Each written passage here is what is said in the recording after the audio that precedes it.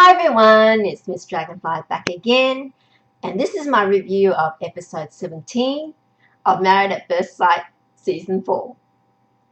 Now, this episode begins with a disgusted Shawn about what happened at the boys' night. He and Susan sit Cheryl down and tell her what happened and what was said about her. Cheryl gets to confront Andrew about it when they have a session with psychologist John Aiken, who just asks them their respective guys and girls' nights. Ask them about what happened.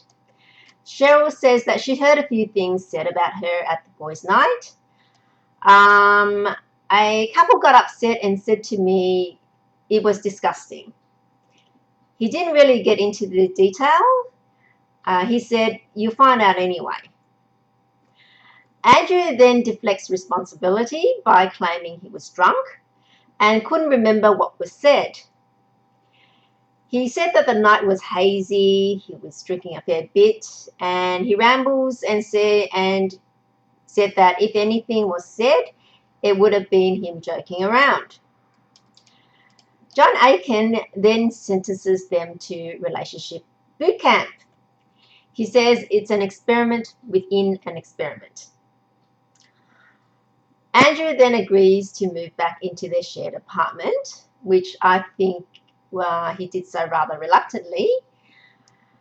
I think in order to assist the relationship by allowing Andrew to avoid her dad, the couple is exempt from hanging out with each other's families this week. So I think another dose of Scotsman Hamish is just going to kill off any chances between the two whatsoever. And indeed, they head off to an arranged lunch by the matchmaker. And after sitting down, the waitress brings over an album for them, which was a gift from John, and it happened to contain pictures of their first dates when they actually liked each other.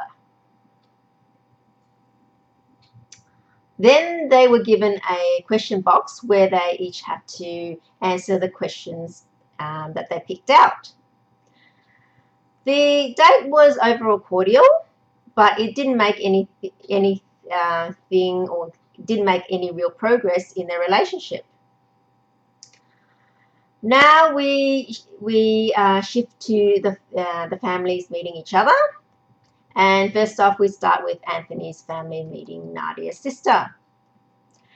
Now at the dinner, everyone just froze when Anthony said, "I described it as asking Santa Claus for a bike and getting a skateboard." That froze everyone, and everyone did a double take. And then he later tries to explain that he actually prefers skateboards to bikes. Anthony, I'm not sure if I or the other people at the table actually believe you.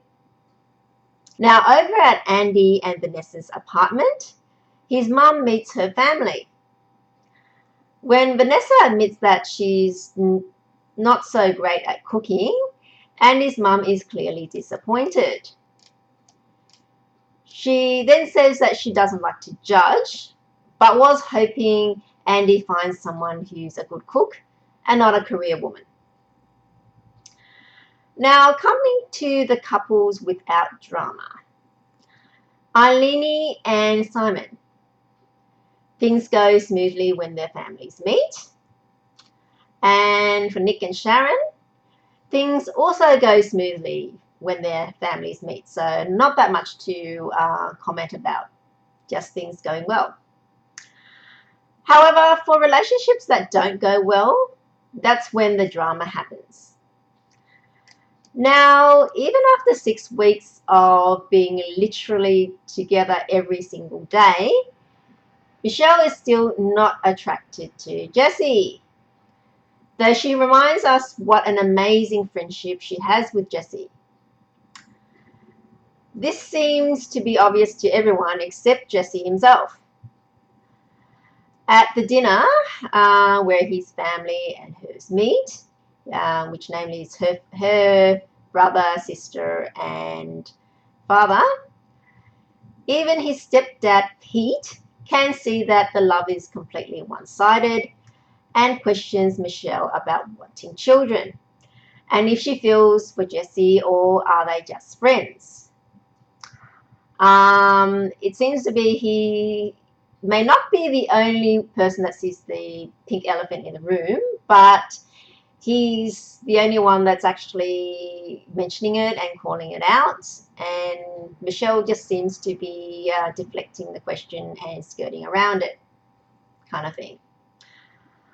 And meanwhile, Susan and Shawn have decided to hold their gathering at an equestrian-themed restaurant because, well, he likes horses.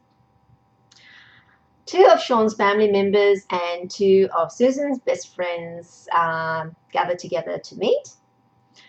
Susan says that being around some of Shawn's family and my friends might give us a bit of an opportunity for the both of us to think about any possibilities for this to work. I think it's more like hopefully they'll be able to convince Shawn to pack up his things and move in with her. Move over to the other side of the country to be with her. Because other than that, I can't see how they can make it work. Because they physically need to be together and, well, one has to pack up and go to the other place. They asked her if she was going to move to Queensland to be with Shawn, and she says she doesn't know. Well, this couple, they have really shown the strongest love in this show, but this drama about the long distance issue is really dragging on. Yeah, and so we can't wait for it to be concluded, and I think that it is probably overdue to be concluded. You know, if you want to stay together, then one person has to give up their lifestyle, or if you both cannot give up their lifestyles, then you can't be together. Oh, it's just simple logic. Yeah. Well, what do you think? Let me know your thoughts by leaving your comments below. And if you've enjoyed the video, then don't forget to like, share, and subscribe to be alerted to when the next video is posted. So until then, see ya.